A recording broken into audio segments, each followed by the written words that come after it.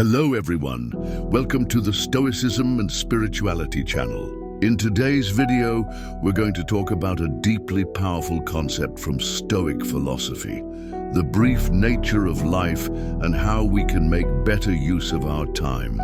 If you've ever felt like time is slipping through your fingers, or if at the end of the day you feel like you haven't done anything meaningful, then this video will help you change that.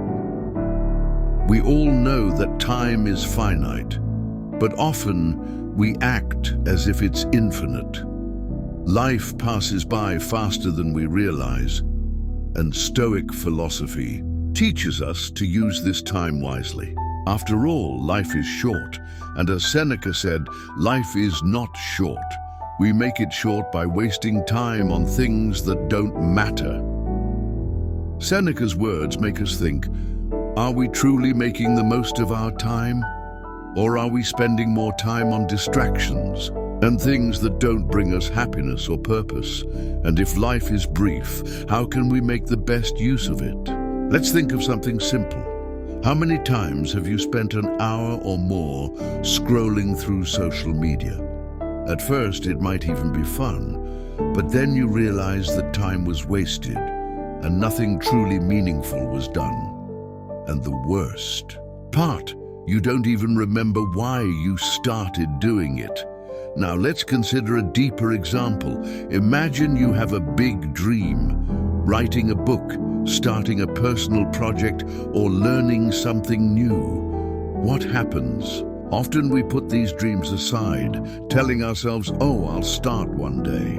But the truth is, that day never comes. Time keeps passing.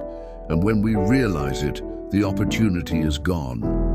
The Stoics remind us that time is the most precious thing we have. Marcus Aurelius said, "Remember that very little is needed to live a happy life." In other words, we don't need much to be happy and fulfilled. The secret is in how we use what we have, especially our time. Now, let's try to apply this to our daily lives. Imagine you're dissatisfied with your job. You feel like your time is being wasted on an activity that doesn't bring you joy, doesn't challenge you, or doesn't help you grow. What do? Many of us, out of fear of leaving our comfort zone, choose to stay and settle for the situation. But what the Stoics suggest is that instead of complaining, we can act now. We can change the way we see the situation, focusing on what we can control. If you can't change your job right now, start using that time to learn something new, improve your skills, or even plan for a different future. Even if the job isn't ideal, you have the option to invest your time in a more valuable way. Let's take another example. A relationship.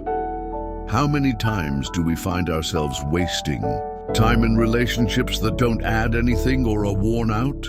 We might spend years in a cycle of arguments or misunderstandings, waiting for things to improve. But often the key is in making the decision to change how we behave. If you feel you're in a situation that is no longer healthy, time won't. Rewind. Detachment can be the wisest way to not let time drag on. Now, let's talk about time in a deeper sense. What are you doing to live according to your values? Sometimes we're so busy trying to meet external expectations, like pleasing others or achieving social status, that we forget to look inside.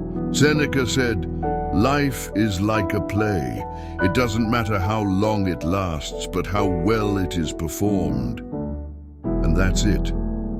What are we doing with the time we have? For example, imagine someone who has a great passion for art, but spends the whole day doing activities unrelated to their true calling.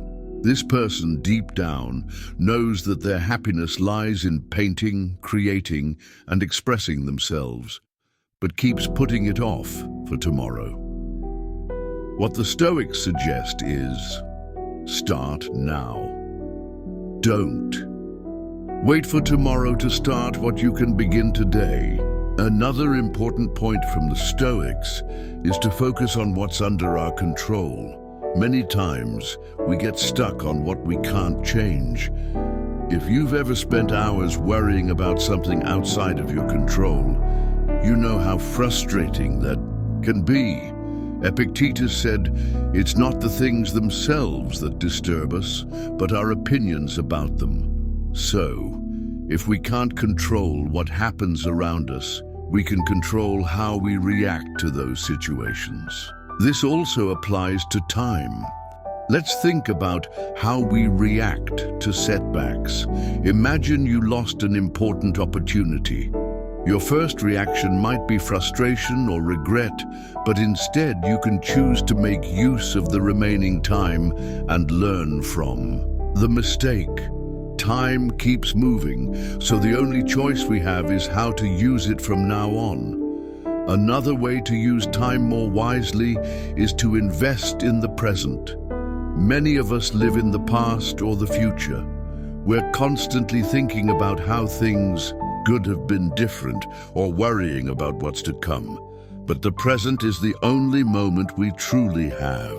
If you've ever spent an entire morning thinking about the future but didn't do anything in the moment, it's as if you wasted that time without realizing it.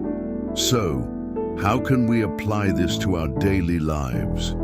Here's a practical suggestion. Make a list of what truly matters to you. What are the things that, in the end, will make you happy and fulfilled? When you know that, you'll feel more motivated to dedicate your time to those activities.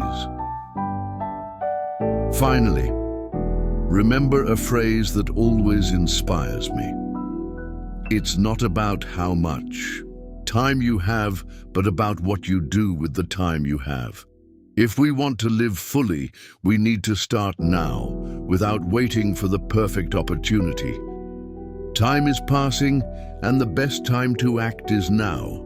So what will you do with your time today? If you liked this video, leave your comment below and share it with someone who you think needs to hear this. And don't forget to subscribe to the channel for more content on philosophy and self-discovery. If you liked the video, give it a thumbs up, share it with a friend who needs to hear this, and let me know in the comments. Did this video help you? Subscribe to the channel for more content on philosophy and personal development.